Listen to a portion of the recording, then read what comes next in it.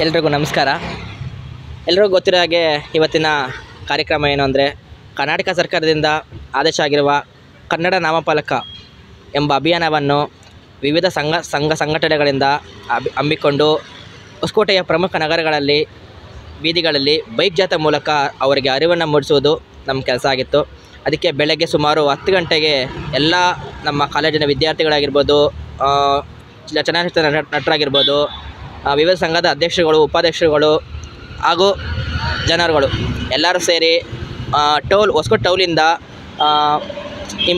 ಯಾವ ಮುಖ್ಯವಾಗಿರುವಂತಹ ಮಾಲ್ಗಳು, ಅಂಗಡಿಗಳು, ರೆಸ್ಟೋರೆಂಟ್ಗಳು ಅವ್ರಿಗೋಗಿ ಪಾಂಪ್ಲೆಟ್ ಕೊಡೋ ಮುಖಾಂತರ ಅಂದರೆ ಶಾಂತಿಯುತವಾಗಿ ಈ ಸಲ ಹೋಗಿ ಹೇಳಿದ್ದೀವಿ.